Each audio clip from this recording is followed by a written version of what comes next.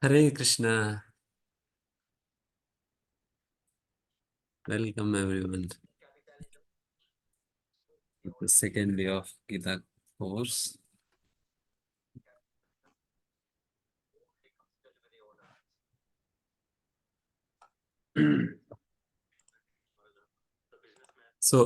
As is the practice, we'll start off with recitation of some prayers. So you can all join me, holding your hands and meditating upon the mood that I have explained it yesterday. That we are, in the course of these prayers, we are offering prayers unto Radha and Krishna and to all the Guru Parampara and all the spiritual masters on the split succession, seeking their mercy to enable us to understand the concepts of Gita, which they have enlightened us with.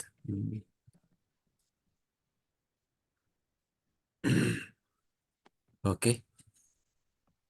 Om Jnanatimirandasya Jnananjana Shalakaya Chakshurunmilitam Yena Tasmai Shri Gurave Namah Shri Chaitanya Manobishtam Sthapitam Yena Bhutale Swayam Rupaha Kada Mahyam Dadati Swapadantikam Vandeham Shri Gurun Shri Utapatakampalam Shri Gurun Vaishnavamscha Shri Rupam Sakrajatam Sahagana Raghunathanvitam Tvam Sajivam Sadvaitam Savadhutam Parijana Sahitam Krishna Chaitanya Devam Sri Radha Krishna Padan Sahagana Lalita Shri Vishakhanvitamsha He Krishna Karuna Sindhu Dinabandhu Jagatpate Gopeshu Gopika Kanta Radha Kanta Namostate Tapta Kanchana Gaurangi Radhe Vrindavaneshwari Vrishabhanusute Devi Pranamami Haripriya वाञ्छाकल्पतरुभ्यश्च कृपा सिन्धुभ्य एव च पतितानां पावनेभ्यो वैष्णवेभ्यो नमो नमः।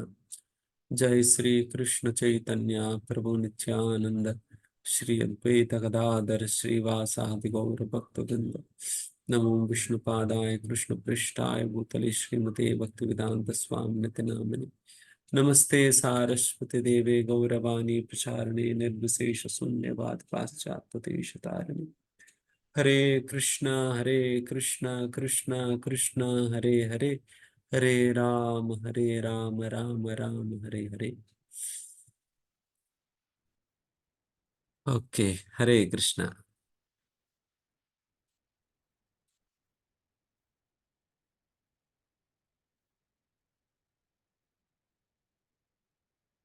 So, hope that you remember what was discussed yesterday, at least bits and pieces.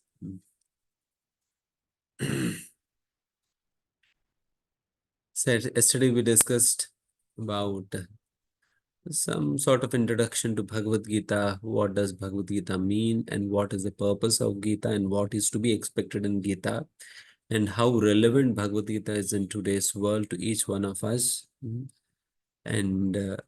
And what is to be expected of Gita and what is being taught in Gita, and what are the different types of yoga systems, what are the different divisions, how many chapters, how many shlokas, and how many how many different subject matters that are being discussed here. And all of these things we discussed upon yesterday. And we thought of covering all of the 5 topics in the next 4 days.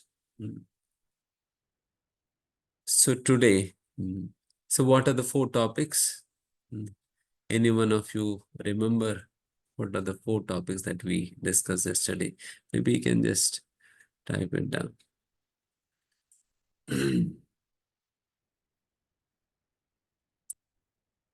What are the 5 topics that we are supposed to discuss in the coming 4 days? Yes, very good. Ishvara, that means God. Jiva, karma, good. Yes, Prakriti, karma, and Kala. Very good. So in this way, Ishvara, Jiva, karma, prakriti, and kala. These are the four aspects that we are going to discuss in the next 4 days. And today we shall begin with, any guess? We shall begin with understanding about our own selves, that is about soul. Then tomorrow we'll take up the topic on Ishvara, who is God and all of that. Today we'll discuss about soul, our very self. Because this is one of the most important concepts, or the very first concepts that Sri Krishna discusses in Gita. Mm. As soon as Lord Krishna begins with the knowledge of Gita, this is the very first concept he discusses about, because this concept about soul is the very foundation for spiritual life. Unless and until a person understands this concept, there's no meaning for there is no meaning for spiritual life. Unless and until a person understands this concept about soul. Because this acts as the very foundation. Just like there's no, no building can be built without having a strong foundation, without having a proper foundation. Similarly, without understanding this concept of soul, without accepting this fact that we are not this body, but we are soul, until and unless this point is accepted, there's no question of spiritual life at all. Mm. And people practicing so-called religion without even understanding this fact, they are simply fooling themselves in one sense. Mm. Because it's simple logical. If we simply logically look at this fact, key, for example, if I'm not soul, if I'm simply this body, which is going to perish at the time of death, and my existence will completely come to an end at the time of death, and I'll be no more. My existence is completely over at the point of death. That is, there's nothing like me existing after death. And because I'm simply made up of this body, and this body is made up of chemicals and matter, which are going to be finished at the point of death. If it is to be, if it were to be so, then what meaning will it anyways hold, whether I lead a moral, spiritual life or not? What meaning will it anyways hold? All that I wish to do in my life is to some or other keep myself happy, enjoy life, simply to enjoy my life, no matter whatsoever I might have to do. Whether I may have to rob people, I may have to kill people, whatever I may do, at the end of the day, only thing I need to do is to keep myself happy, jolly, and in this way. What does it matter? As long as I'm happy, as long as no police would catch hold of me, until then, whatever I do, how is it going to matter to me, anyways? I know. Because, anyways, when one side everything is going to finish. I will not be held responsible for my actions. I will not be, I'm in any ways not responsible for my actions. I will not be questioned for my actions. I will not have to go through anything for whatever actions I may perform, as long as I can kind of blind the government. As long as I can blind the government. This is the kind of philosophy you can simply follow if we do not accept that we are not this body, we are soul. If we do not accept this fact, then this philosophy will well work with us. Because anyways, it does not matter at the end of the day, as long as we are happy.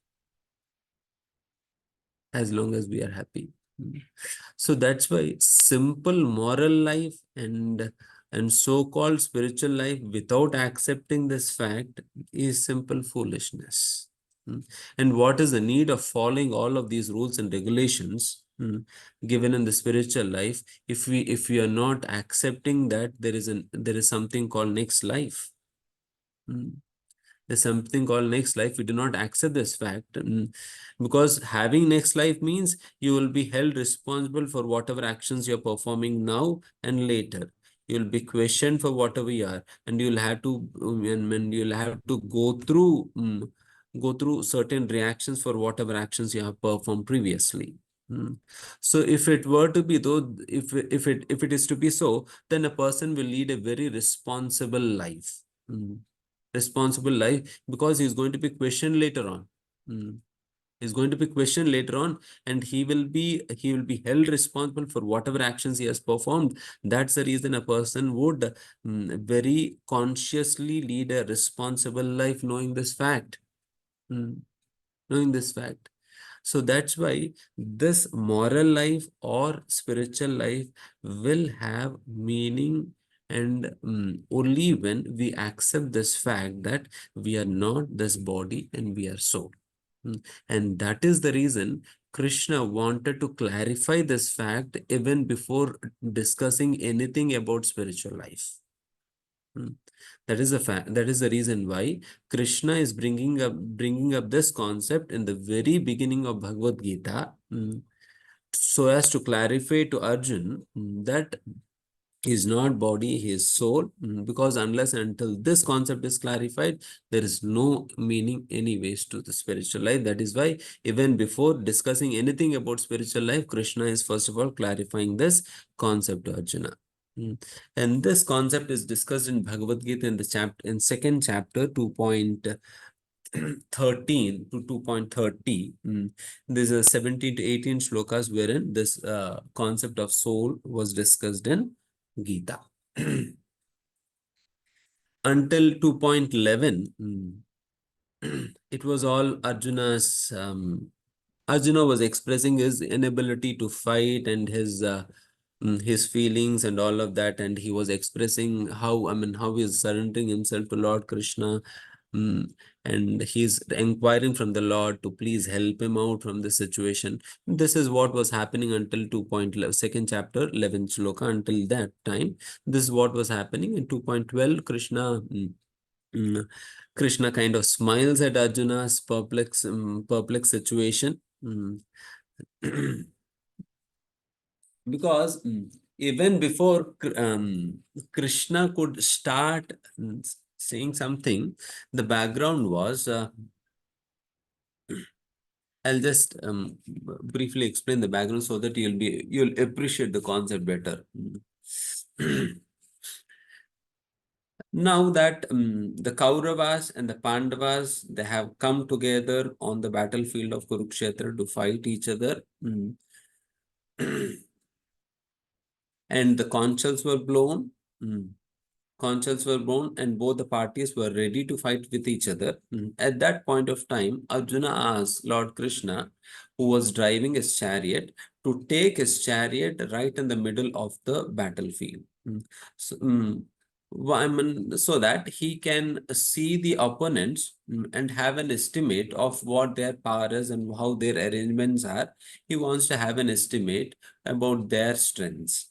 So that's why Arjuna asked Lord Krishna to take his chariot to the middle of the battlefield. And Krishna did the same. He took Arjuna's chariot right in front of Bhishma and Drona. He placed the chariot there, and Lord Krishna pointed his fingers towards Bhishma, Drona, Kauravas, and others, and told Arjuna, "Hey Arjun, look at the opponent army, how they are uh, ready enough to fight with you." Then, when Arjuna started looking at the opponent army, he looked at Bhishma and Drona because they were the ones who were standing right in front of his chariot. And as soon as he looked at Bhishma, he started recalling all of his loving, affectionate exchanges with Bhishma. And as soon as he looked at Dronacharya, he started recalling all of his affectionate dealings and his gratitude towards his spiritual master and all of this. And having recalled all of this, his heart started melting down. And and and he started seeing Bhishma as his own grandfather rather than looking at him as his enemy. mm, or his opponent fighter. Arjuna started looking at Bhishma as his own grandfather. He looked at Dronacharya as his own spiritual master. He looked at Duryodhana and others as his own brothers. As soon as he started looking at them as his own relatives, he felt that his heart melted, and he kind of and compassion arose in his heart, and he felt that it's not, he'll not be able to fight anymore. Mm, Anymore. And being overwhelmed by these feelings that are coming, because of this perception that he is carrying towards the army. So he told Krishna that, Krishna, it is not possible for me to fight with these people. Better I better I die in this battle unarmed. Better I die in this battlefield without retaliating or unarmed. So in this way, so he was saying, let me die better, or else let me take sannyas and run away from this battlefield. I'll better beg and leave, better I'll beg and live rather than fighting with these people, killing them, and I don't want to eat food which is stained by their blood. I just don't want to do that. And I don't need any of these pleasures. I don't want any of the kingdom, because this kingdom would anyways not give me pleasure or happiness, because all those relatives with whom I'm supposed to enjoy the kingdom would die in the battle. Then with whom am I going to enjoy this victory or this kingdom? Then when this kingdom is not going to give me pleasure anyways, then why should I fight for it?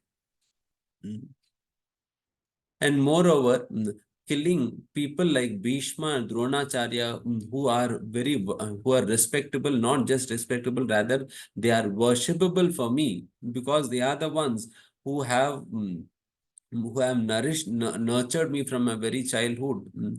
Killing these people, killing such respectable, worshipable people will earn me great sin, and for which I'll end up in the hellish planets, suffering my sinful reactions for years and years to come. Why would I have to go through such sinful reactions? And finally, Arjuna told, if in this battlefield all the Kshatriyas die, then who will be there to protect the religion? Once the religion is not protected, there'll be great confusion and chaos in the society. And there'll be unethical relationships, because of which Varna Sankara or unethical children will be born, and who will kind of create great chaos in the society, and the entire religion will be destroyed because of such children. So that's why I don't want to be the cause behind all of this. So please allow me to refrain from fighting. These were the 5 reasons that Arjuna stated to Krishna, so as to defend his emotions or feelings or decision not to fight. So this is how Arjuna told. And finally, Arjuna in the second chapter, these were all the reasons which were stated in the first chapter. And finally, in the second chapter, Arjuna told Krishna, I'm completely confused about what is to be done and what not. Although I have been speaking very eloquently about dharma, but I don't think that I am aware. I'm aware of what actually is to be done at this point of time. I'm completely confused. I'm indecisive. Mm. So I seek your shelter. Mm. You please, because you are completely knowledgeable, and you please help me understand what is to be done now and what is dharma for me now. I'm completely confused. I do not have the ability to set, to understand what is right and what is wrong. So please help me and accept me as your disciple, and I accept you to be my spiritual master, and I seek your shelter. I seek your shelter. Please take me under your shelter and offer me the right guidance, and the right counsel as what is to be done at this point of time. At this point of time, and it is not possible at all for me to fight in this state of mind. Hmm. Saying this, Arjuna gave up his bow, and he has at this when he was saying all of this, his body was shivering and he was crying tears. His voice was faltering, and his body was sweating like anything, and finally the bow slipped off his hand, and that very Arjuna, who always stood fearlessly in front of the enemies, all his life, is now in such a state that he gave up his own bow and he sat down helplessly in the chariot. Mm, Helplessly in the chariot. See, at this point of time, I would like to bring up this point that, see, this is the very same Arjuna who fought innumerable battles with innumerable enemies fearlessly. And this is the very same Arjuna who has seen blood all his life. And this is the very same Arjuna who was never ever defeated in a war. And that same Arjuna, with all of his skills, with his glorious Gandiva bow, with with all of his Kshatriya experience, he was not able to deal with his own mind. He was not able to deal with his own mind, and this is how strong the mind is. This is how strong the mind is. Mind can defeat those Kshatriyas who are undefeatable. Mind has the ability to defeat and make a person like Arjuna sit down helplessly in the chariot, giving up his bow. And mind can make such a person as Arjuna shiver in fear and compassion. If it were not controlled, if it's not controlled. So strong is mind. So strong is mind. People are often, people often spend lot and lot of time with their body, decorating their body, making their body more and more healthy, and giving all comforts to this body.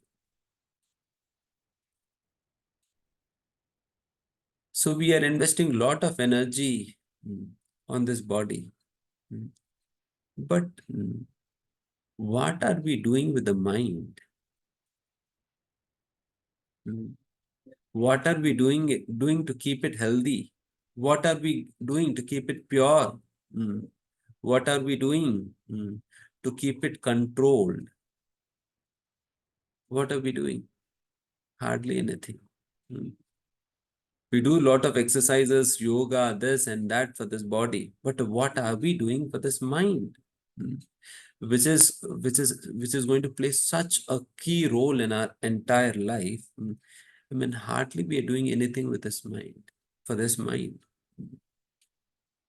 And Bhagavad Gita offers us a means, ways, and a model to deal with the mind. What actually is to be done with the mind. You know, See, I mean, all of this, I mean, all of the ability of Arjuna and all of the skills of Arjuna are of no use now when the mind is not cooperating. When the mind is not cooperating, all of his skills, all of his bodily strength, and all of his mighty, all of his might are completely useless. We spend all of our life to enrich our skills. But the skills will simply be useless if the mind is not going to cooperate. So that is why it is very, very important to bring this mind under control. That's why in Bhagavad Gita, 6th chapter, the Lord says, he Anatmanastu satrutve vartitatmayena satruvat. In this, it is said, this mind is said to be the best friend of ours if it is controlled, and it is said to be the worst enemy of ours if it is uncontrolled. If it is uncontrolled. And what do you think about your mind? Is it controlled or uncontrolled?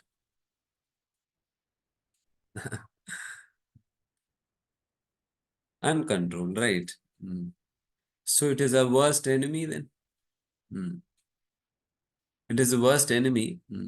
Imagine a life to live with our worst enemy. Usually, we don't even want to look at our worst enemy, right? When we come across our worst enemies, we simply bend down our head and walk away. We don't even like to look at him. And what to say about living with him in the same room? And here, forget about living in the same room. Rather, we are living with our worst enemy in the same body. We are living with our worst enemy in the same body. And how can you expect, while living with your worst enemy in the same body, how can you expect your life to be very happy and this and that? It is obvious that when you're living with your worst enemy, even for a moment, it will be very, very hard to spend even a moment. Then what to say about spending a life with the worst enemy in the same body? It is miserable. And so is our life. And so is our life. So we are living with our worst enemy. So that is why our life is miserable. That's why the Lord says, better bring your mind under control. Bring your mind under control so that it can act as your best friend.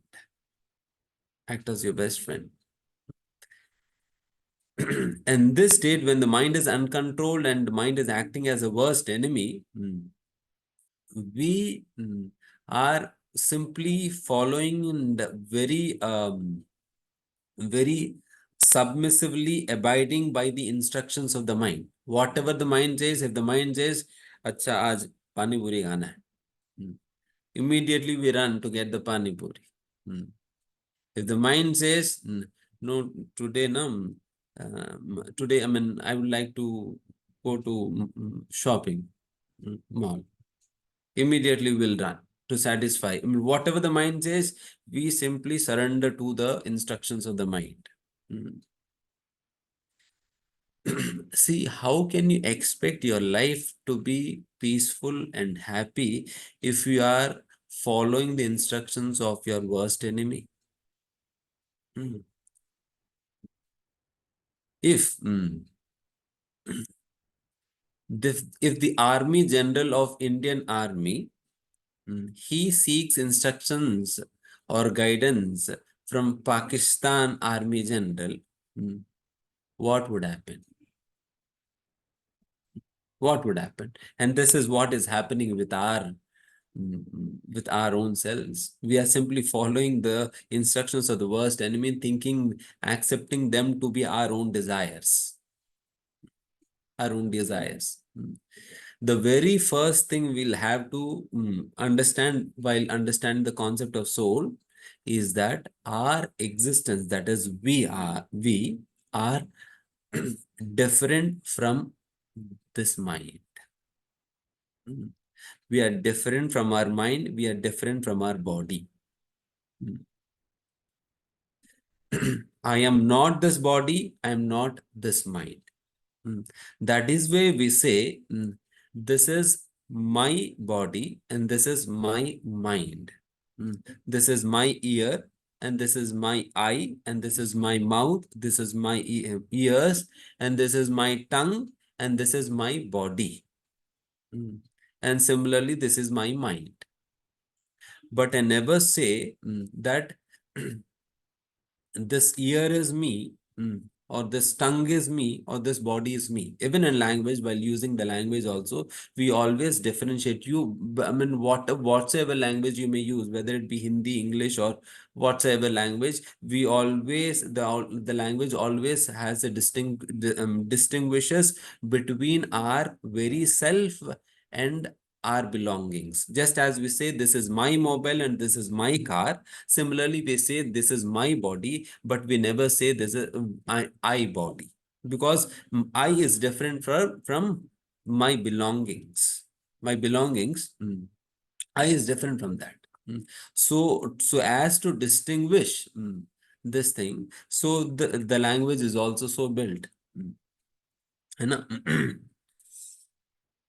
so that's why, for example, if I ask you to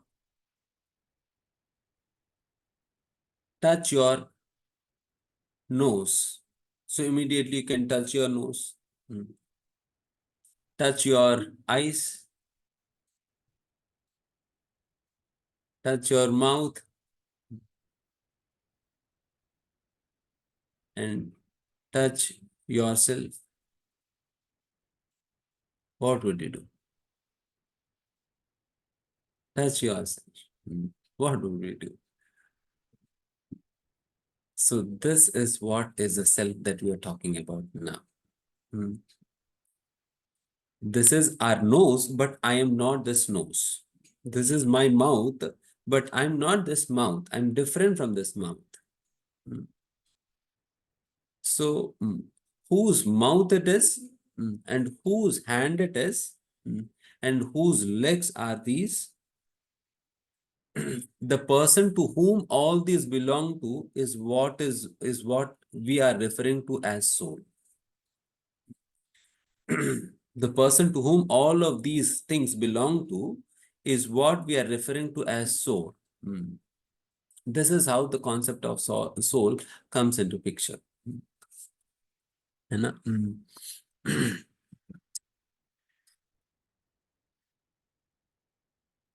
And this is one way of understanding how we are not this body and how we are soul, with the help of language and with the help of common sense. With the help of common sense. And at times, for example,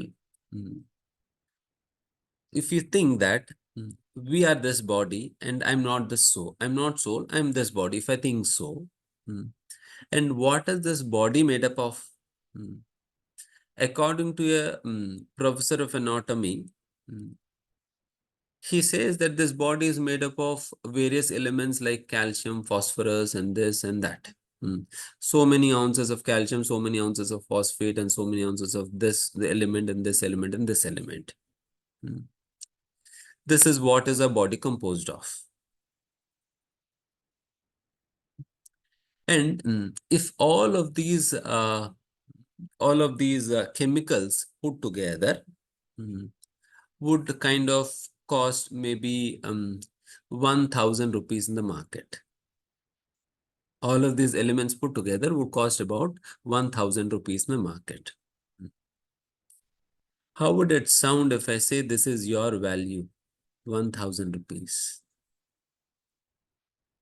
Would you appreciate it? I mean, if you are understanding yourself to be this body, then this is what you cost, 1,000 rupees. This is the market price.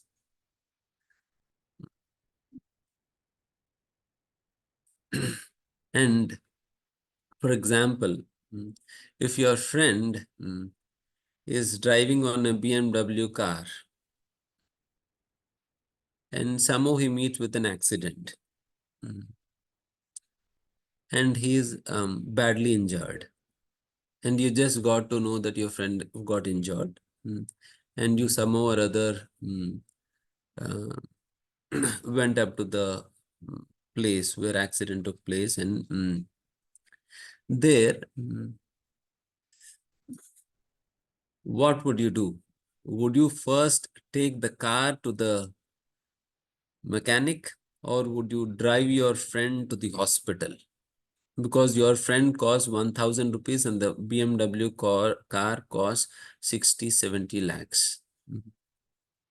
If you go by the worth, then you'll have to, first of all, using common sense, then we'll have to rush the car to the mechanic, because that is more valuable. Your friend is just 1,000 rupees worth.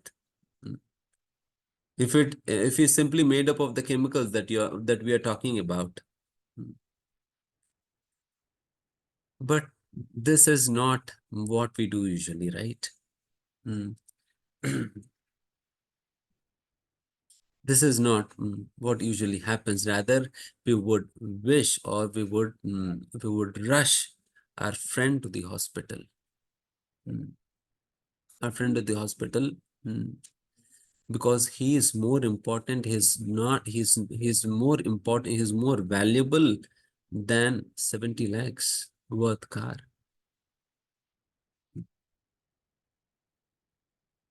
And for example, when you talk about your dealings or relationships with your family members,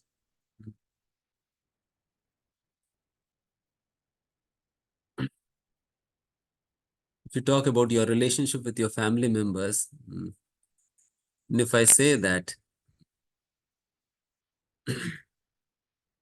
yes, this person is not loving me much, so let me inject some extra phosphor in him so that he will start loving me. Is this more meaningful? Mm. Is that simply shortage of phosphorus that he's stopped loving me? Mm. Let me put some calcium. Mm. Nothing like this. Our feelings and our love towards our family members are no chemical reaction. They're not a resultant of any chemical reactions. These emotions and feelings and love that we exchange with our family, with anyone for that matter, they're not a result of any chemical reaction happening in our minds. Then in that case, then how can we accept that this body is simply made up of chemicals? Mm. How can we simply accept this body is simply made up of chemicals? Mm. Never.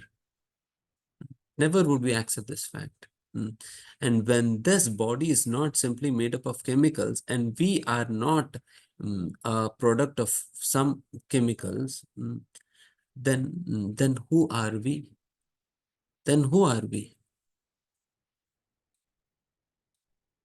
And this is where Bhagavad Gita brings up this concept of soul. Yes, you are not simply a bag of chemicals, rather, you are an eternal soul. You are an eternal soul who is not a result of all of these chemicals. You're an eternal soul.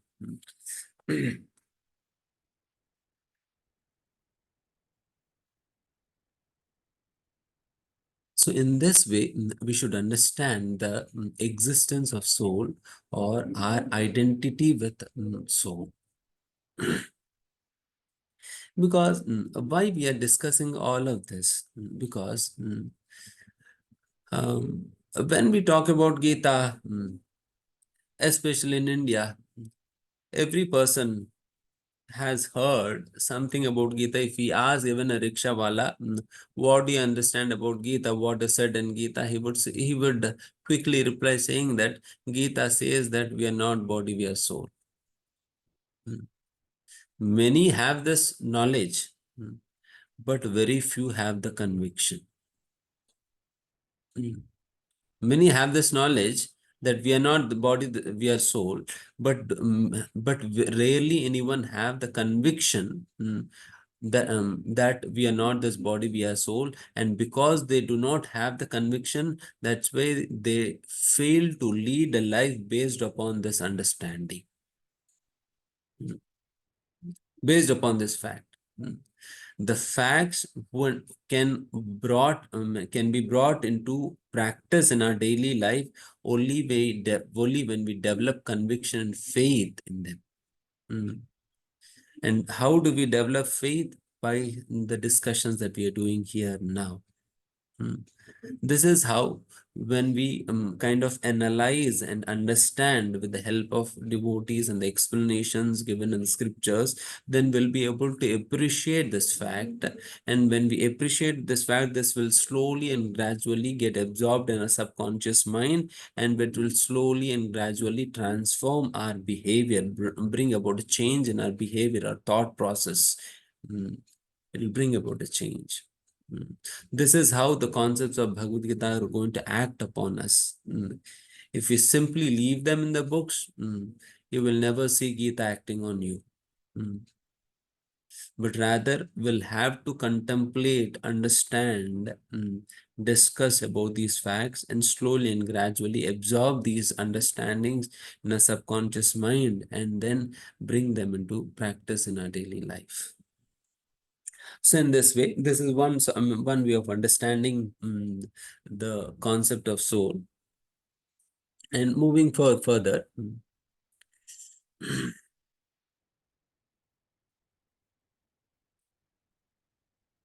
at times we see when somebody dies, when somebody dies, people usually they go up to the body, sit right next to the body, start crying, start crying.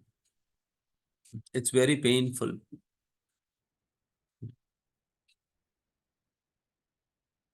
They keep crying and crying and crying.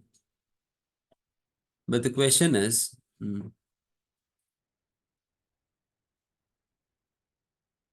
that very person whom they were referring to as ABC is lying right in front of him. When that very person whom they were referring to as ABC is lying in front of him, then why is it that you're crying? The person whom you are referring to as ABC, he has the same head, same brain, and same hands and legs and same body is right there. Why are you crying? Then people say, no, he has passed away. And who is that he whom you are referring to here? He has passed away. Then who is that he you are referring to here? The person whom you were referring to, he, all these years is lying right in front of you. Is lying right in front of you because we were referring to the same body. Because I was thinking, ki Vedant means is he, this person, this body. And that very body is lying in front of you. Then then how can you say that he has passed away? Yes, definitely this is true. And he has passed away. And who is that person who has passed away? Is the person who is actually living inside that body, the soul.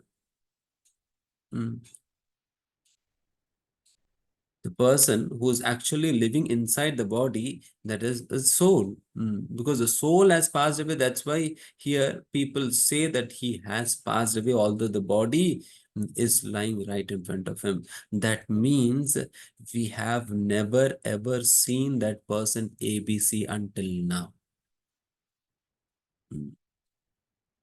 We have never ever seen that person ABC until now, because we were referring to the body as ABC until now, and that very body is here. And after the ABC soul has left the body, leaving the body behind, then we are saying that he has passed away. That means the person who has passed away, you haven't ever seen him.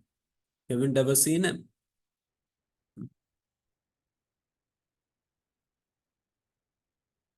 So with this, we can understand that our existence is very much different from this body.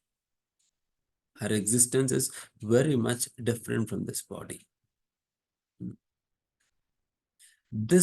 Understanding this concept is very, very, very important. Why? Because unless and until I understand my identity, how can I satisfy myself? As long as I wrongly identify myself, I will wrongly try to satisfy myself.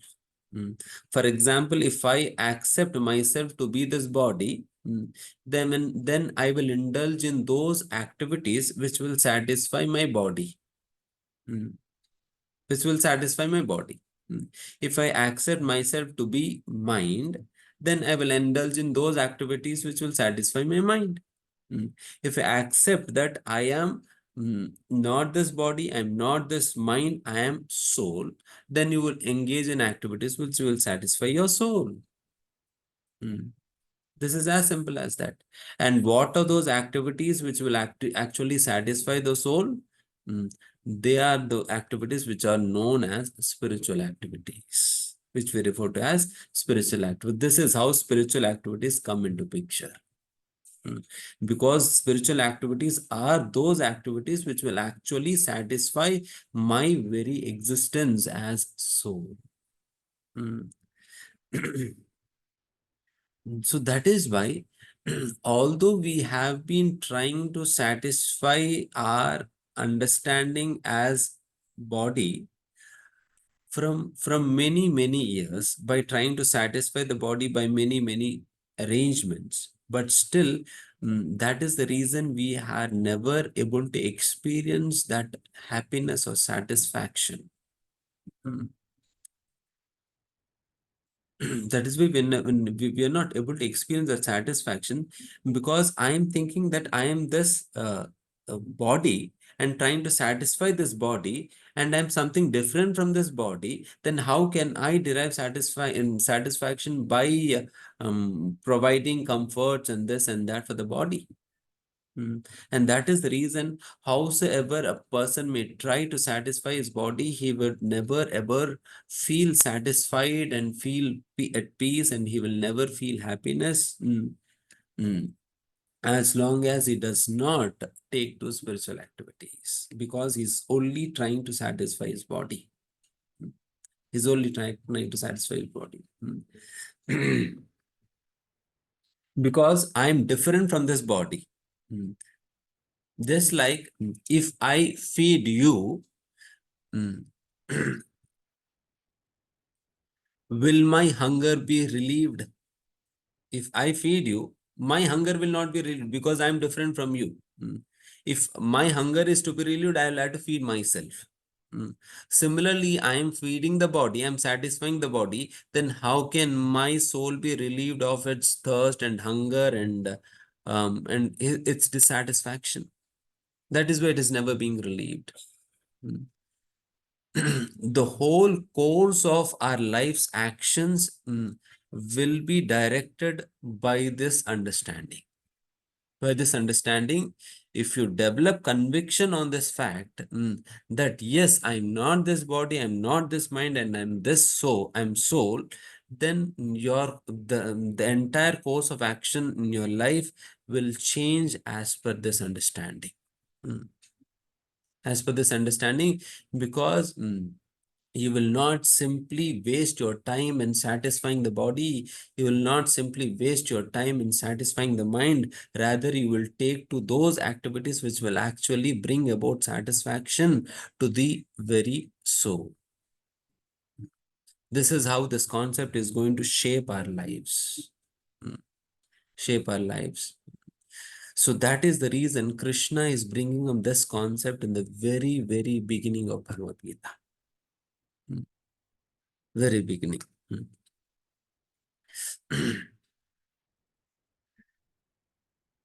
And we'll take up any questions that you may have. Definitely you would be having some questions.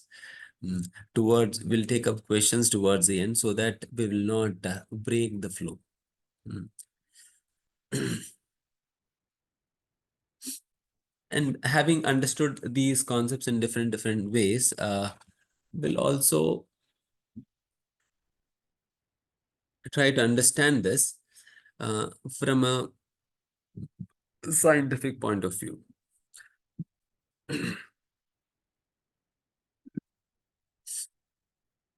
I mean, are you all able to relate to what I'm discussing here? Hmm. Is it going into your minds or above?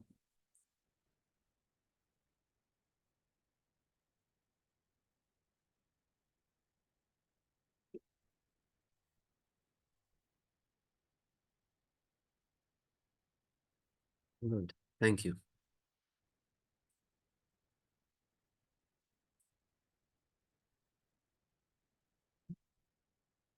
See, see, in Gita, Krishna says, Dehinosmin yata dehe kaumaram yavvanam jara tata dehantara praptar dheras tatra namuhyati. This is a statement of Gita wherein Krishna says, in this very life, a soul passes through different bodies. In this very life, in one life only, the soul passes through different bodies. At one point of time, it is in a body who's looking, I mean, a child's body. At one point of time, it is in an adult's body. At one point of time, it is in a it is in the body of a old man. And finally, when a person dies, the soul leaves the body and goes away. So in this way, even in this very life, the soul is passing through various bodies. When in this very life, when the soul is passing through various bodies in this very life, then what is the difficulty in understanding or accepting this fact that that this soul would accept another body, another body in the next life? That is why it is being said here, Dhiras Tatrana Mukhyati. One who understands this fact that the soul is changing bodies in this very life, it would not be very difficult for him to accept this fact that the soul is going to accept another different body in the next life. It wouldn't surprise him. It wouldn't surprise him. Then the question is,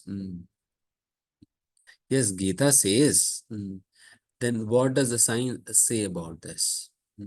Yes, in science, it is understood that every moment, every second, many cells in a body are dying and new cells are taking birth. Mm. Some old cells die and some new cells take birth. Every second this is happening. And in science, it is accepted that in a 7 years of time, in 7 years, it is understood that all the cells that make up a body have died and new cells have taken birth. All the cells have changed within 7 years of time. That's it. Mm. That means the body that we were having 7 years before is not as a one we are having now, even to the extent of a cell. Every cell in your body has changed. Every cell in your body has changed. Then we can literally say that this is a new body. When I compare this onto the body which I had 7 years before, I can simply say that there's a new body altogether. And that is what Krishna is saying. Yes, in this very life, we are accepting different bodies. Because continuously cells are dying and cells are taking birth. And in 7 years of time, all the cells have changed.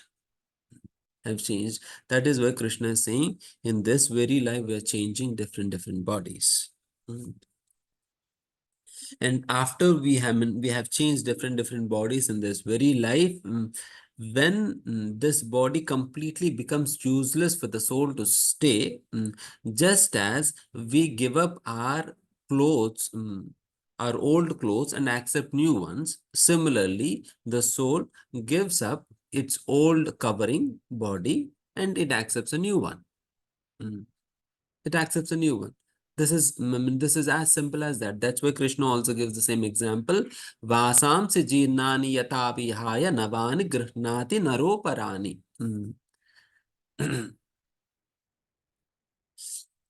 So in this, Krishna is referring to the same example that I'm quoting here. Just as every day in the morning, we give up our old clothes and accept new ones. Similarly, at the time of death, the soul gives up its old body and accepts a new body. Accepts a new body. So in this way, the soul is transmigrating from one body to another and from one body to another. In this way, the soul is passing through different bodies. And this concept of reincarnation or taking birth after dying is well accepted not only in Sanatan Dharma and not only in India, but by philosophers coming from Western backgrounds as well. Just like Socrates, he has also accepted this concept of reincarnation. So similarly, there are many other scientists who actually believe in the concept of reincarnation and the existence of soul.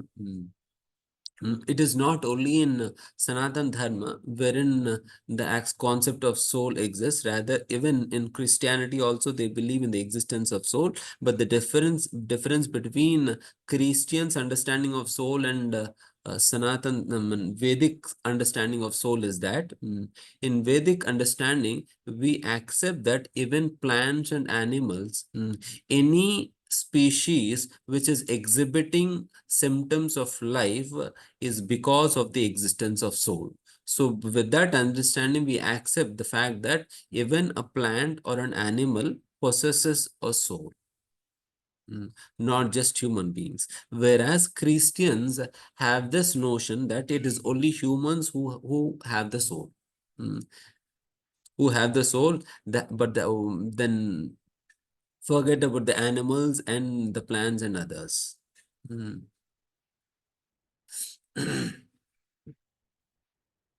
So this is the difference. This is the difference. But the point is that then how come these plants and animals are exhibiting symptoms of life when there is no soul at all? When there is no soul at all, how can they exhibit any symptoms of life? Because the very symptoms of life are made possible by the existence of soul, because the body is simply a bag of chemicals. Body is simply a bag of chemicals. So similarly, a plant's body or an animal's body is simply a bag of chemicals, but who is actually who is making it possible for the animal or the plant to exhibit the symptoms of life by symptoms of life? It is only possible by the existence of soul within their bodies. That is why, as it is, that's why Sanatan Dharma or Vedic scriptures emphasize this fact that every living entity is being driven by soul. Just as a car, mm, just as a car is can only move with the help of a driver. With the help of a driver. Mm. Similarly, this body can be compared onto a car. Mm. If there is no driver, the car would remain in its garage for years and years together without any movement at all. Similarly, as long as there is no soul to drive this body, the soul will remain in its place for years and years together without any movement if the soul is not present in the body. So that's where the soul is the very driving force which actually drives this body. So, so with this also we can understand this fact. And and in medical science, there's a concept called out-of-body experiences and near-death experiences. You can even search for this. Out of body and experiences and near death experiences, wherein out of body experience means this is that phenomenon in which a person experiences himself to be separate from his own body. He goes through such an experience wherein he kind of comes to this understanding that he is actually separate from his body. A typical out-of-body experience example, I'll just quote. One day it so happened, it is a real-time example. One day it so happened ki, at night, a small little girl was traveling in a rickshaw on her way back to home from a tuition. And I mean, as there were no lights, it was pitch dark. And the rickshaw puller was kind of simply has an estimate in his mind and is simply driving by that. While he was driving the rickshaw, suddenly he hears the shriek of the child crying loudly.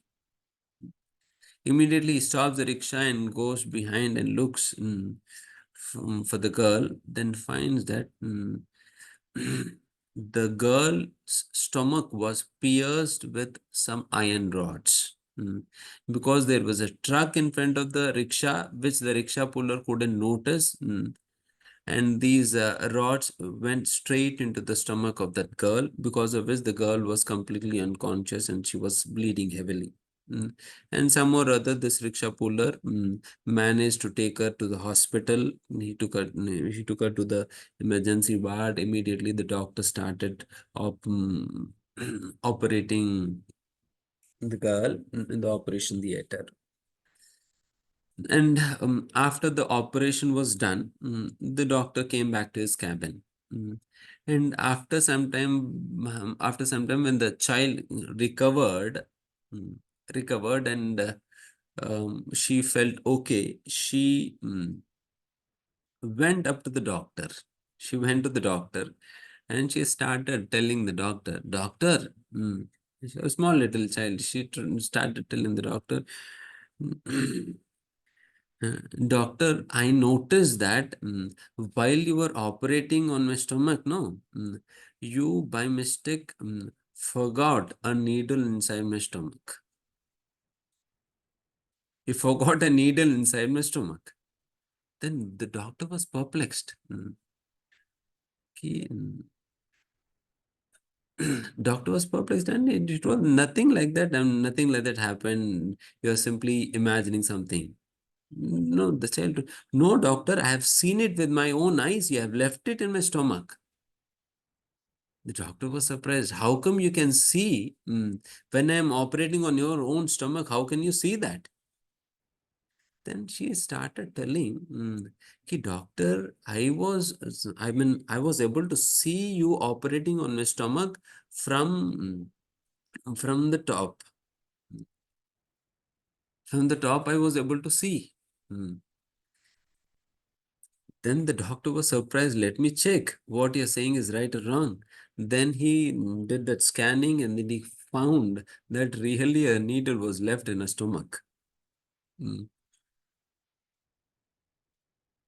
Left in a stomach. And this is a typical out of body experience wherein the girl, although she was given strong anesthesia, even after that, she went through an experience wherein she kind of separated from the body, and she was able to see her own body from the top. And that's why she was able to understand what's happening with the stomach.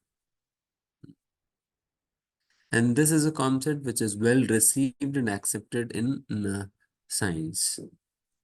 And similarly, there's something called near-death experience, wherein people also experience similar thing of this kind. This is one thing. And secondly, there's a concept, as you have heard, the concept of reincarnation or afterlife. Mm. Initially, many people or many scientists, they kind of rejected or against this concept. Mm. But lately, many started accepting this concept. There's a famous professor called Ian Stevenson from University of Illinois.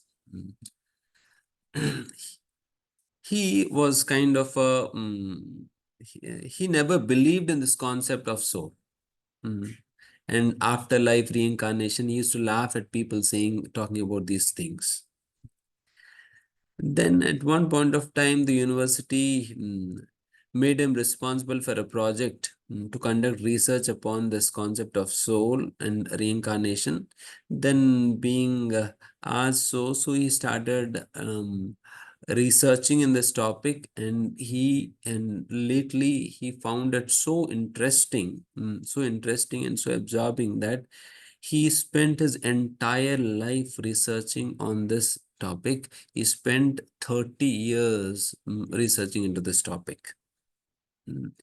And he studied many cases, and filtered out the genuine ones.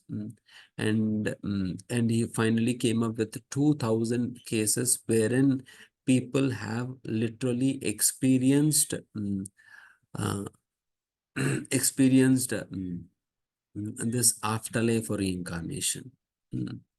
Afterlife reincarnation. And I'll just mm, tell you about a typical case. These cases are not just pertain to India, but rather to the entire world. I'm talking about a case which happened in America.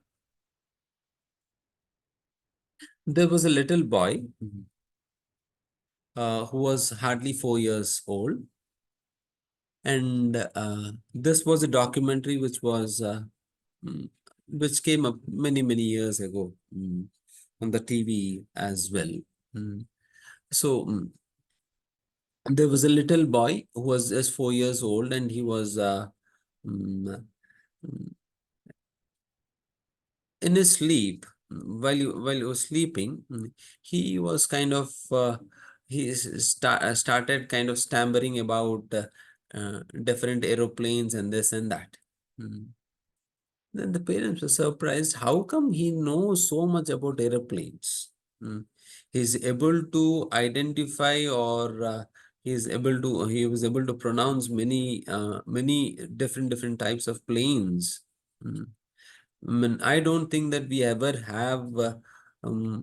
ever had any such exposure to aeroplanes or anything like that, because it was not the time. Um, it was not the age of internet at that time when this was shot. Mm. So there's no way that this child would get to know this. Mm.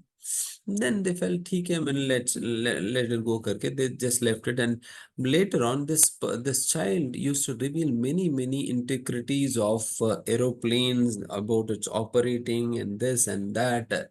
When he started speaking all of this, then the parents were very, very surprised. How come this small little child who is simply pursuing his KG, he's able to speak so much about planes and this and that.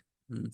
Then they somehow took him to an exhibition of various planes, and there, after going to that exhibition, he quickly got into the cockpit of an aeroplane. And he sat in the pilot's seat, and he started explaining to his mother and the people there about the very functioning of the aeroplane. How, I mean, when the turbulence is this way, how to handle the aeroplane and what to do and what not to do. And he was telling all of this with and for a jet plane and for the fighter planes, not with the regular planes even. He was telling all of this with the fighter planes also.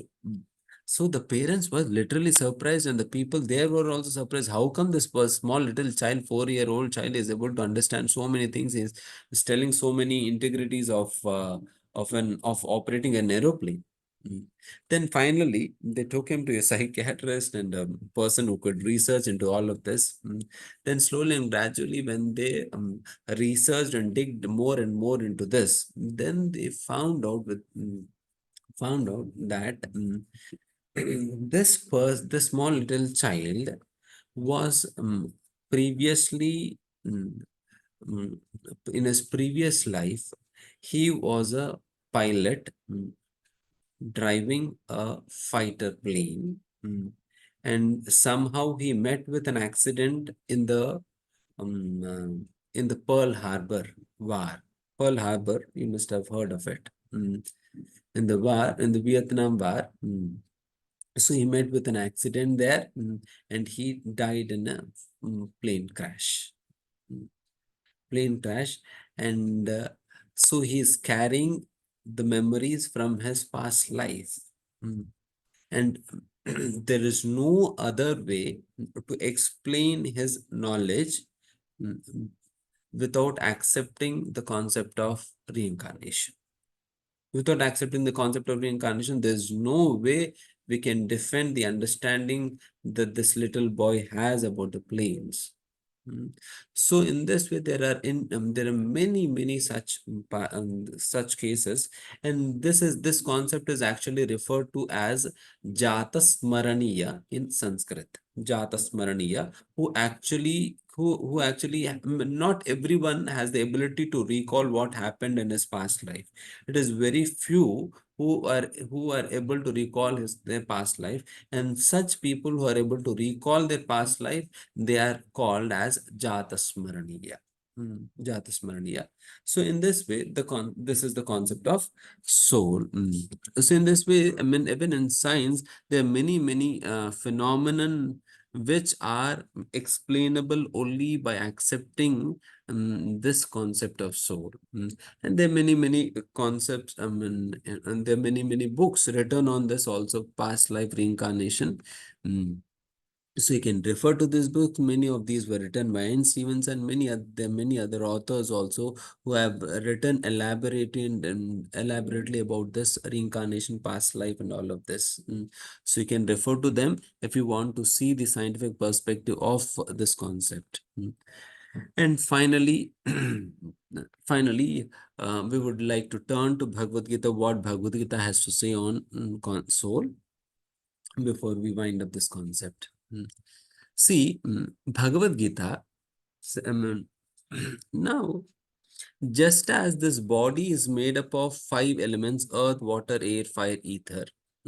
Similarly, this soul is also made up of certain elements which are not gross in nature. They are very subtle in nature. Mm. Before telling about this, I would like to introduce to you a new concept wherein our existence is actually at 3 levels.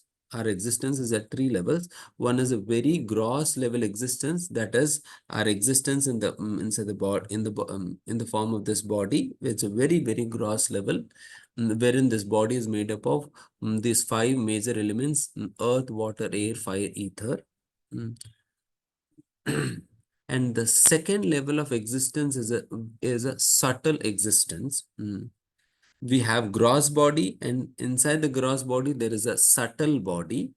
Subtle body. The subtle body is made up of three elements: mind, intelligence, and false ego. Mm. Mind, intelligence, and false ego. This is called subtle body, sukshma sharir. And apart from this subtle body, there is our own existence as a spirit soul. As a spirit soul, and this spirit soul is made up of three spiritual elements called Sat, Chit, Ananda. Eternity, bliss, and knowledge. Sat, Chit, Ananda. These are the three spiritual elements with which the soul is made up of. The body is made up of five gross elements. The subtle body is made up of three subtle elements, and the soul is made up of three spiritual elements. Three spiritual elements. So in this way, our existence is in these three levels.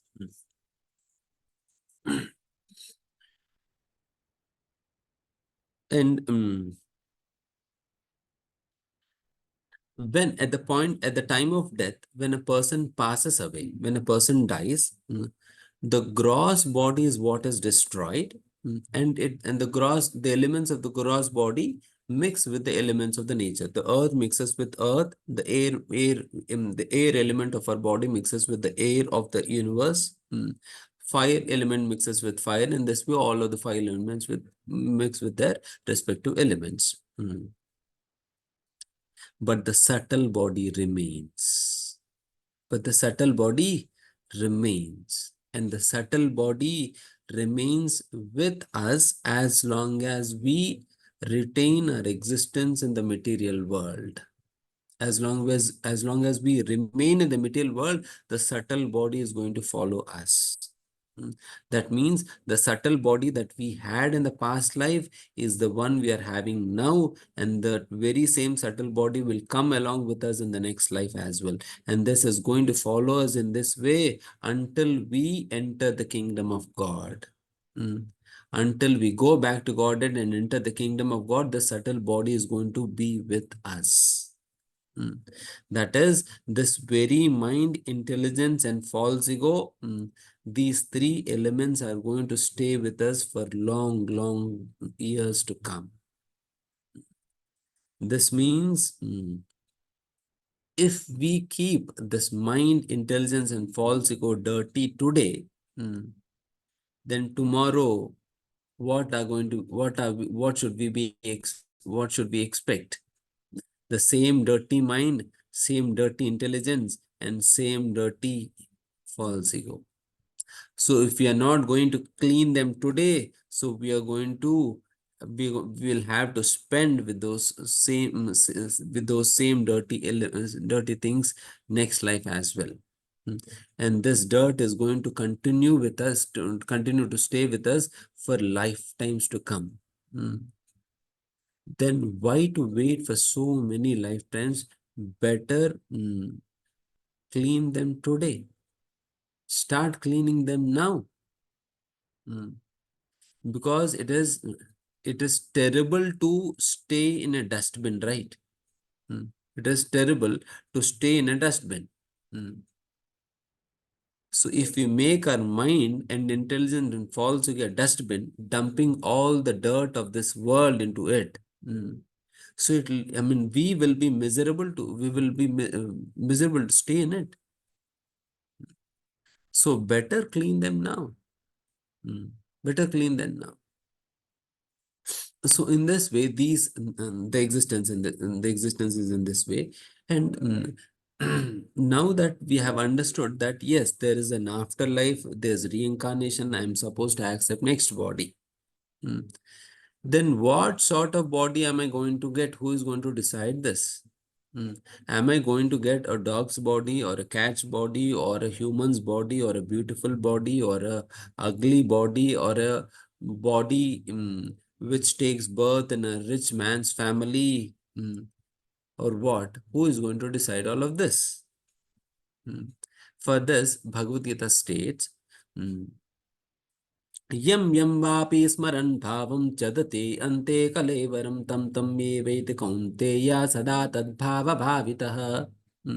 In this shloka it is said, the kind of consciousness that a person carries at the time of death is what actually decides the kind of body he is going to attain after leaving this body.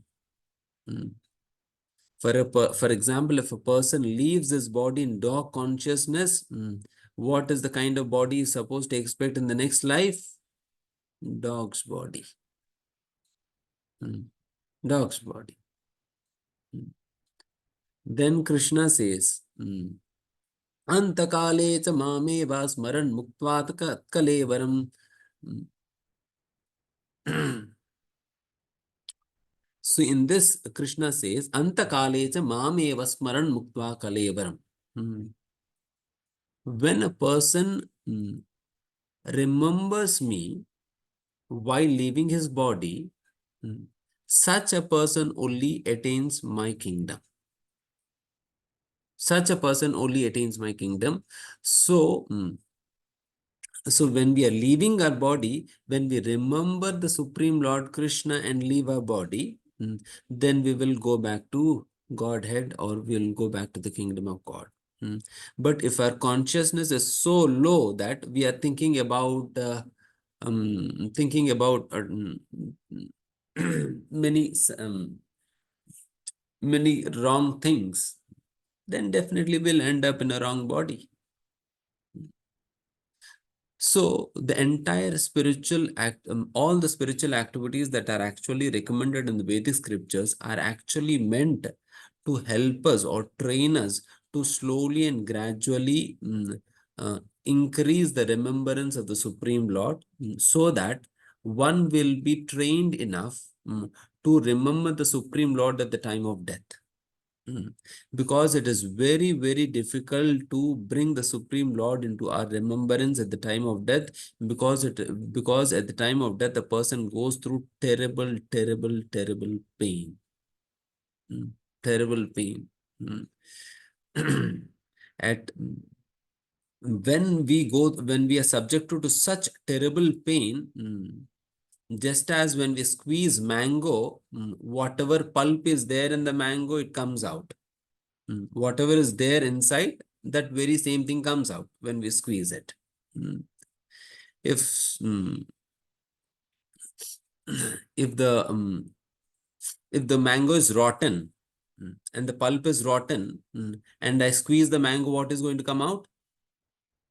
Rotten pulp is going to come out.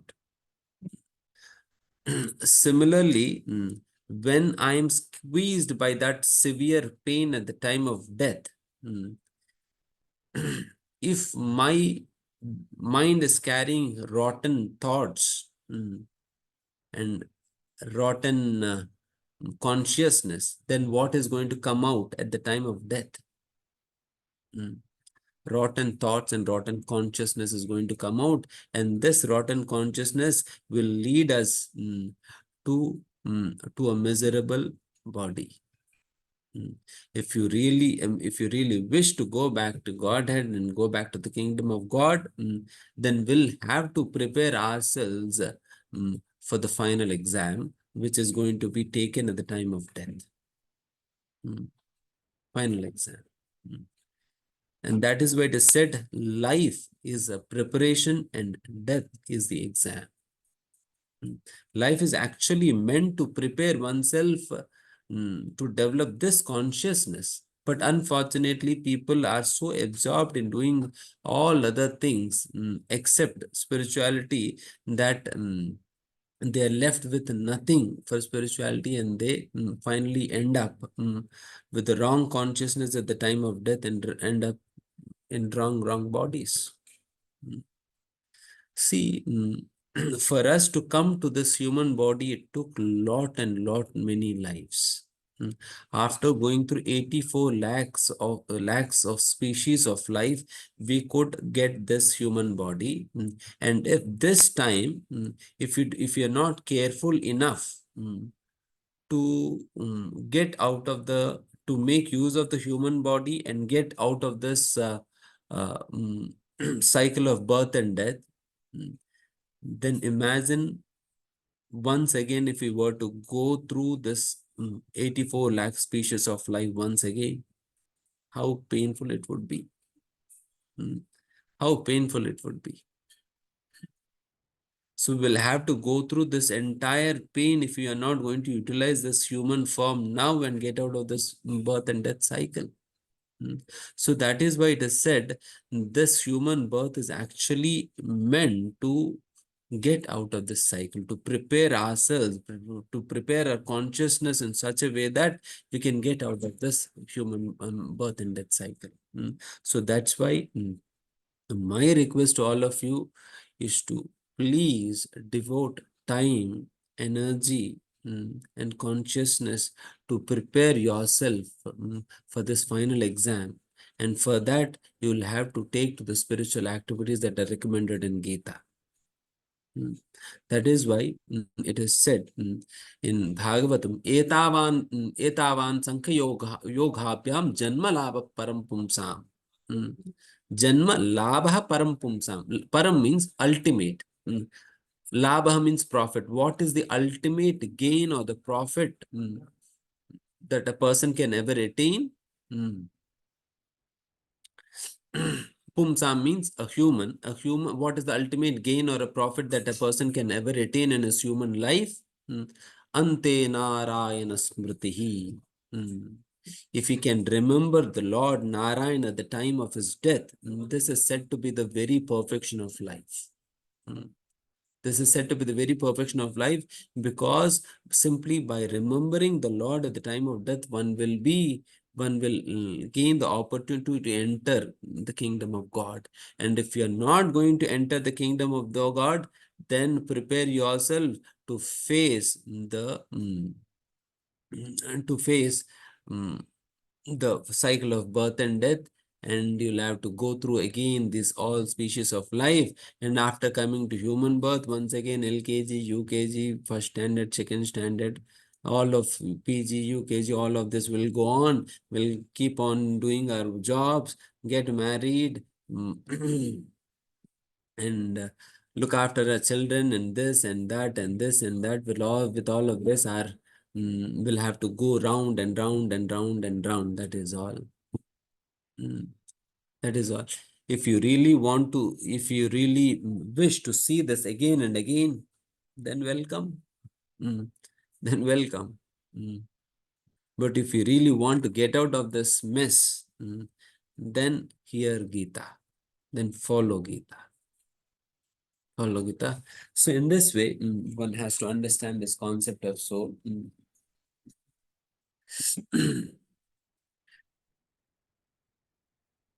And lastly, what is the spiritual life that we are supposed to do, and what are the spiritual activities we are meant to practice in our daily life, which can actually slowly and gradually purify our consciousness and prepare oneself or prepare ourselves for the final exam. So that will be discussing towards the last session of the course. See, I mean, you can imagine giving an exam without preparing. You can imagine giving an exam without preparing for it. And this is what we have been doing until now for many, many lifetimes together. We haven't ever prepared ourselves for the final exam, and we have been giving the final exam until now. And that's why we have been failing until now. Even this time, if we don't prepare ourselves for the final exam, and we're going to face failure this time as well. So that's why better beware. Better beware, awaken, and take to this message of Gita. Okay, so with this, I would like to finish today's session. Tomorrow we'll be discussing about Ishvara, wherein we'll be discussing about many concepts that I have told. God is light or not, and God has a form or not. whether there are many gods or there is one God, and with one God, who is God, and what is the definition of God, how can we identify who God is. There are many imposters coming up in today's world who claiming themselves to be God. So is it okay accepting them to be God or not? Can I become God or not? So in this way, there are many questions that come up. So we'll be discussing about all of these concepts tomorrow. Okay. Thank you so much for your patient hearing. Hare Krishna. Hare Krishna. Thank you so much, Prabhuji, for delivering such an insightful and spiritually motivated session today. So let's thank His Grace Vedanta Chaitanya Prabhuji by chanting Hare Krishna Mahamantra, and thereafter, with Prabhuji's permission, we will have a short question and answer session. Hare Krishna, Hare Krishna, Krishna Krishna, Hare Hare, Hare Ram, Hare Ram, Ram Ram, Hare Hare. Prabhuji, can we have few questions? Sure. Uh, Sonia Khatri Mataji, please unmute yourself and ask your question. Definitely it is difficult to continue with the sessions because this is something philosophy which might seem to be at times boring or difficult to digest. But still, if we bear with it, then you'll definitely gain a lot in our lives because we'll get a direction to lead our lives. So, I mean, even by taking it as an austerity or something, so please attend these sessions and understand what Gita and understand the message of Gita, and later on. Uh, Please take out time to read Gita and explore Gita in a more detailed way. Yes, yes, Mataji.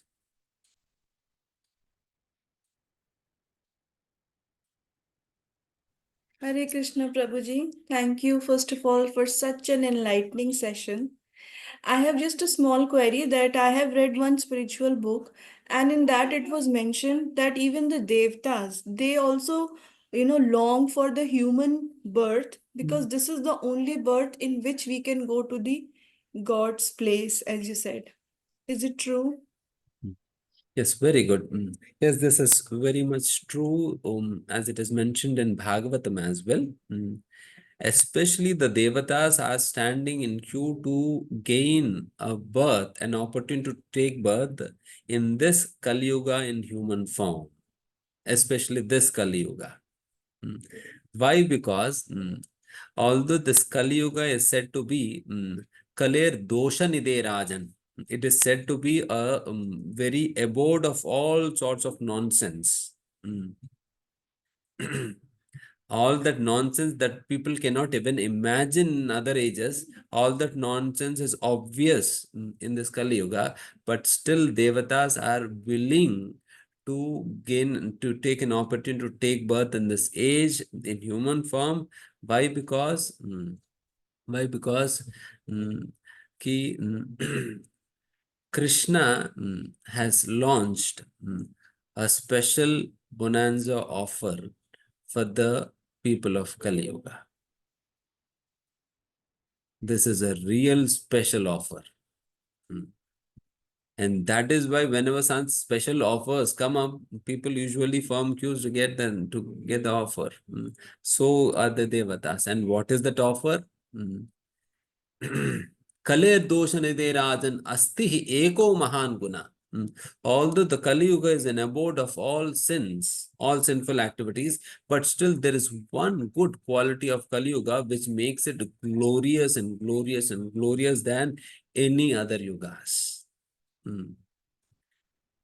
It beats out all other yugas just because of this one quality, in spite of being an abode of all sinful activities. And what is that one good quality? It is said, Kirtanadevam Krishnasya Mukti Sangat Param Vrajet. Simply by chanting the names of Krishna, one can attain the supreme abode, giving up this hellish planet simply by chanting. And to gain this very, to gain this very result, people in Satyuga had to perform austerities for thousands and thousands of years together. But still, this was rare for them. And when Treta Yuga, people had to spend millions of rupees and to perform yajnas with great strictness, still it was rare for them. In Dwapar Yuga, people had to worship the deities with great austerities and great discipline, but still it was difficult for them. But that very result can very easily be obtained in this Kali Yuga simply by chanting the names of God. Simply by chanting the names of God. So such is the glory of this Kali Yuga. That is the reason, because the Devatas know about this. That's why they want to take take an advantage of this. Why to wait for Satyuga and perform so many austerities? Better take birth in Kali Yuga, and very easily a person can attain the supreme abode by the simple process. So that's why we are in great advantage, but unfortunately not aware of it. Okay. Thank you so much, Mataji, for that wonderful question. Commander Sudhir Prabhuji, please unmute yourself and ask the question. Hare Krishna, Prabhuji. Hare Krishna. My question is the pronunciation, which pronunciation is correct? Krishna or Krishna? See,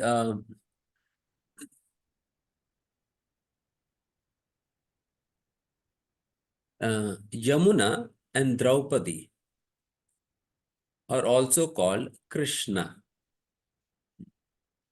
because they are also blackish in color. Yamuna, if you see, Yamuna is blackish in color. Ganga is whitish. Ganga is brownish in color, and Saraswati is whitish in color. Because of a blackish nature, Yamuna is called Krishna. And similarly, Draupadi is also blackish in color. So that's why she is also called Krishna. And this Krishna, it is a it is a feminine word. Feminine word. Krishna, this is masculine gender. So But that's why Prabhuji, when we are referring to Krishna, we refer to him as Krishna. But at times, when we sing or sometimes recite the mantras, at times the pronunciation may little bit vary, but still Krishna can understand the mood of ours. Mood of ours. Prabhuji, before Britishers came to India, it is always chant Hare Krishna and Hare Ram. Whereas when Britishers came, they twisted the word and written Krishna, Lord Rama, or Arjuna. But actual words are Krishna and Lord Ram, Shri Ram, Shri Krishna. What is happening today that in India, everybody is, most of the people, majority is saying Krishna or Rama, which is actually incorrect. Those who are, जो हमारे परमेश्वर हैं, हमारे भगवान हैं, how can we twisted their names? We should not. That is, and being ISKCON a prestigious organization all over the world, all over India, at least we must correct ourselves, our Indians, to pronounce the correct thing. It's Hare Krishna, Hare Ram. That is my philosophy, and I am following it. Wherever temples I go, I correct people, but many disagree with that. Though I try to explain them, but what is your view in that? See, bhavna theek hai. From inside, we are praying for the Lord Krishna. Whatever we are saying, but why we should address in a twisted language the legacy of that gulami?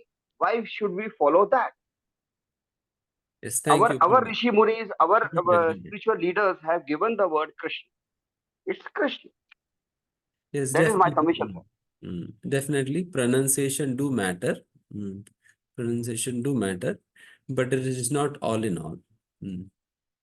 But it is not all in all. For example, for example, Chinese people, they're also they've also taken to Krishna Bhakti. But unfortunately, the Chinese they do not have the word Ra in their entire literature. And in Krishna, Rama, and Hare, in all of these three words, the syllable Ra comes. And that's why these people from China, unable to pronounce it, they improperly pronounce it, saying Hale Lama, Hale Lama. Because I mean they aren't used for it. So that's why they had to chant like this. But does Krishna accept the devotion or not? Because in one shloka in Chaitanya Charitamrita, it is said this way.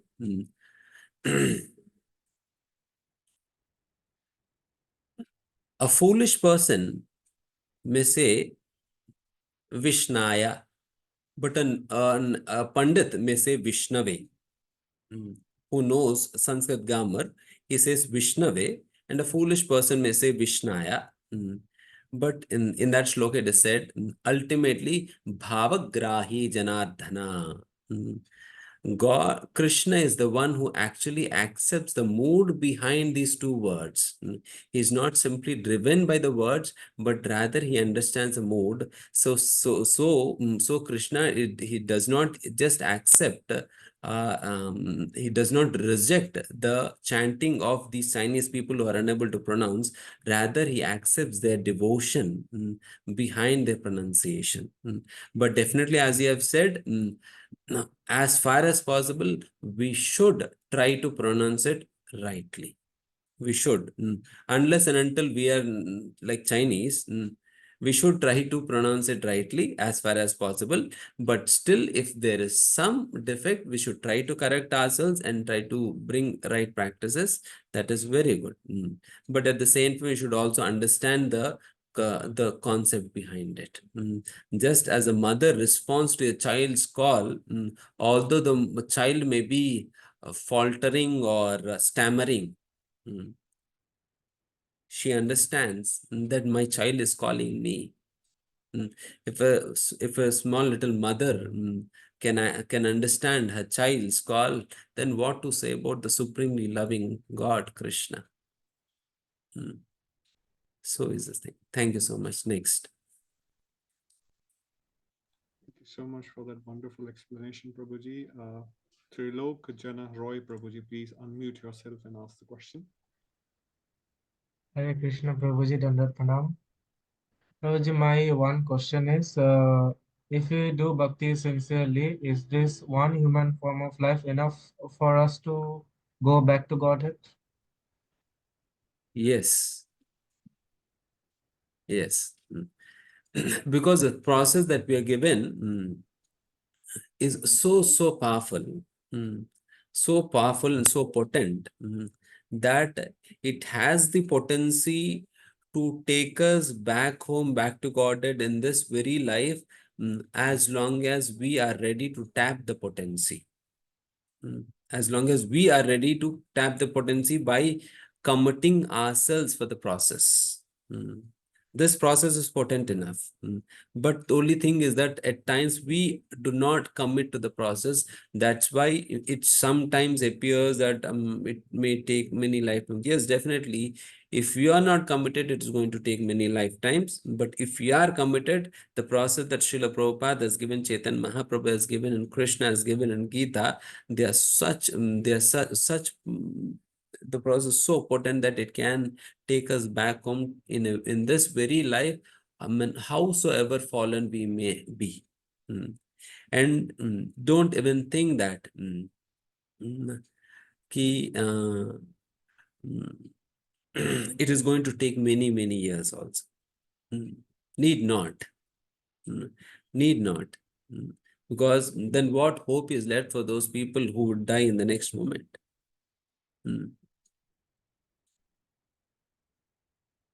Yes, everybody has a hope in their lives. And what is the hope? It needs just a moment to transform ourselves, to commit ourselves to the fire, to the process. It just needs a moment.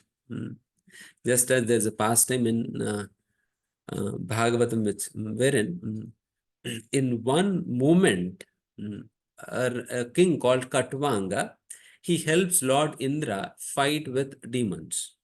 After the fight is over, the Devatas win the war, and Indra asks Katvanga, king, what do you want from me? Then Katvanga, he says, please let me know how much time is left in my life. How much time is left in my life? At that point in time, Indra says, sorry to say, you're going to die the next moment. You're going to die the very next moment. In one moment, you're going to die. Then immediately Katvanga, he immediately brought back, he completely focused on the lotus feet of the Supreme Lord, and started calling out his names, and he completely absorbed himself in the meditation of the Supreme Lord. In this way, he could gather all of his faculties and invest in the Lord's meditation, and he could attain the Supreme Lord just in a moment. Just in a moment. So in this way, it is very much possible. So that is why one has to vigorously prepare himself in this very life. It's very possible to have confidence. Thank you. Beltic Energy Resource, Prabhuji Mataji, please unmute and ask your question. Hare Krishna Prabhuji. I wanted to know, you were telling in your speech that the gross is earth, water, fire, ether, and air. And in the mild body, it becomes, the next level becomes mind, intellect, intelligent, and false ego. Yes. And in the soul, it is spirituality and what eternity and what? What are the three? Sat, Chit, and Ananda. That is eternity, bliss, and knowledge. Bliss and knowledge. Bliss. Thank you. Thank you. Thank you, Prabhuji, for that question. Ashrita Jha Mataji, please unmute yourself and ask the question. Hare Krishna Prabhuji. My question was that when the Sagar Manthan was going on, or the churning of ocean, when the Lord came in the Lord came as in the form of a girl. So, and as he was distributing the nectar to the devtas, and when the two demons Rahu and Ketu came and sat in between the demons, then the Lord also gave Rahu and Ketu a drop of nectar. So wouldn't he know that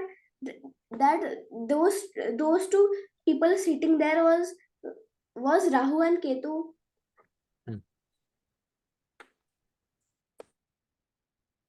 Yes, definitely. It is not that Krishna is not aware of Rahu and Ketu. That they are sitting there in disguise in between all of the devatas and trying to accept elixir. It is definitely the Lord Krishna, because his very quality is omniscient. That is, he's all knowing. He knows everything what was happening anywhere in the world.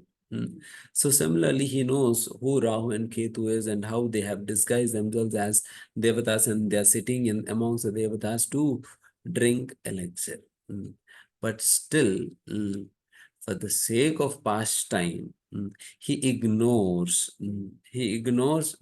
and feeds them elixir, and then later on he because every pastime that the Lord performs has a meaning or a message attached to it. Message attached to it. So, so in order to reveal that, the Lord allows some things to happen that way. Some things to happen that way. This is a part of a pastime wherein the Lord behaves in a particular way to allow some things to happen as a part of the pastime. So in that way. Okay. That's the Leela of Prabhu, Ashwata Mataji. Thank you so much for that question. Astha Mataji, please unmute yourself and ask the question. Thank you, Prabhuji. Hare Krishna, Prabhuji. Hare. Prabhuji, Hindu philosophy also talks about the idea of prarabdha karma, which is the portion of accumulated karma that influences the present life and leads to certain experiences, including death. So, according to this understanding, certain aspects of life and death are determined maybe by the past actions and may not be entirely within an individual's control. So, considering this, can you explain in a bit detail the concept of preordained death?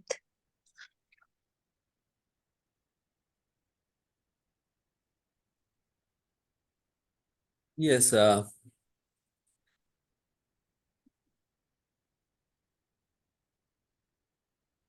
As we take birth, the time of death is also destined. Based upon our past karmic reactions, which you have nicely quoted as the prarabdha karma. There are different types of karma. Karmic reactions, prarabdha, kota, bija. These are 4 types of karmic reactions. Prarabdha are the ones which are those reactions which have fructified in our lives. And the results of those sinful reactions which have already started acting upon us.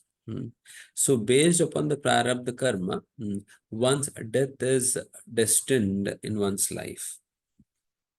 And in fact, whatever results and consequences that we face in our life are a consequence of or a reflection of our prarabdha karmas. Then knowing this, a person might think, then when my actions of this life wouldn't have much to do with the consequences that I might face in this life, then what motivation would I ever have? The answer to this is yes. Your today's action will determine your tomorrow. Your today's action will determine your tomorrow. So that's why if you want to set right a tomorrow, then we'll have to behave ourselves today, so that we can have a better tomorrow. And secondly, Krishna also says what should be the purpose of our activities. The purpose of our activities should be Atma Shuddhaye, that is for the purification of one's existence. We should act for the purification of one's existence, because we haven't purified our mind, intelligence, and ego. That is why we are suffering a miserable life with these, struggling with these, with mind, intelligence, and ego. So if we purify them now, then we'll have a better future. Will have a happy, peaceful future. So that is why a person has to act for the sake of self-purification. And thirdly, Thirdly, any karmic reactions cannot be retaliated by any sort of activities in one's life. But still, there is one way out of. And that is, it is said in Brahma Samhita, wherein it is said, Yasva Indragopama Tabindraho Swakarma Bandhanurupa Falabhajanamatanoti Karmani Nirdhati Kintu cha Bhakti Vajam Govindamadi Purusham Tamaham Bhajami. In this, the Lord Brahma is praying to Lord Krishna, saying that I offer my obeisances unto that Supreme Lord whose devotional service, by performing devotional service unto whom can free one from all sorts of karmic reactions. Just as anything that falls in fire will be burned to ashes, similarly, all the karmic reactions can be burned away if one takes to serious devotional service. This is the glory of bhakti. Even Brahmaji can also not nullify our karmic reactions. It is only devotion unto Krishna which can actually nullify or neutralize or free us from the karmic reactions. So that is why there is no other recourse for us than to take to devotion. Thank you. Thank you so much for that wonderful question, and thank you so much, Prabhuji, for that wonderful explanation. We still have a few questions left, Prabhuji. Can we take a few more questions? 1, 2 questions. Two more questions. 2 questions. Richa Mataji, please unmute yourself and ask the question. Hare Krishna Prabhuji. I have a question. Actually, it is said after once the soul leaves the body, it stays for 13 days on earth. So, is it so? Yes, it is said so. It's said to wander in the vicinity for 13 days before it begins a journey back to its destined place. To wherever it is destined, before it leaves. So the soul stays around for 13 days, after which it begins its journey. Yes. Thank you, Mataji, for that question. Shivika Mataji, please unmute yourself and ask the question. Hare Krishna Prabhuji, Danvat Pranam. Thank you for the wonderful session. Prabhuji, my question is that you said that when the soul migrates from one body to another, the subtle body, which is composed of mind, intelligence, and false ego, remains the same. So, Prabhuji, we can see that across species itself, the level of one's mind and intelligence is really different. So, the intelligence of a plant differs from that of an animal, which would differ from that of a human being. So, Prabhuji, how is it possible that, let's say, if a human achieves a lower birth, then how can the mind and intelligence be the same? Thank you. Good question. So, as we go to the lower species of life, the body that we are awarded would restrict the movements and the consciousness of the living entity, because of which the species wouldn't have the liberty to exercise its intelligence, ego, or mind to the extent it was able to while it was in the while the soul was in a human body. Because the movements are restricted, just like a plant's movements are restricted. And so similarly, the the capacity or the abilities of the mind intelligence are also restricted. So that is why they appear to be different. But the thing is that although they are suppressed, their movements are suppressed, but still they exist as they are, until and unless we enter the spiritual world. Hope that this clarifies your question. Thank you. Okay. The last question for the day. Thank you so much, Prabhuji, for taking out time out of your busy schedule and delivering this lecture. Let's chant Hare Krishna Mahamantra once and thank Prabhuji for such a wonderful session today. Hare Krishna, Krishna Krishna, Hare Hare, Hare Ram, Ram Ram, Hare Hare. Thank you so much, Prabhuji. The link for today's online exam has been posted. The same would also be shared in the respective WhatsApp group. I would request the team to kindly look into that. And yes, Mataji was asking in chat box whether the recording of these sessions would be made available. Yes, Mataji, you can. Rather request you all to please follow the YouTube channel of His Grace Vedanta Chaitanya Prabhuji. All these links will be made available there.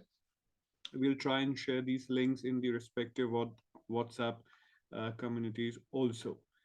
With that, we have come to an end for today's session. We look forward to see you all tomorrow and continue with this journey of day 3 of the 5 days online Bhagavad Gita course. So let's chant Hare Krishna Mahamantra once and pray that we stay healthy, fit, and fine till we assemble tomorrow. Hare Krishna, Krishna Krishna, Hare Hare, Hare Ram, Ram Ram, Hare Hare. Thank you so much for taking out time out of your busy schedule and joining us. Hare Krishna.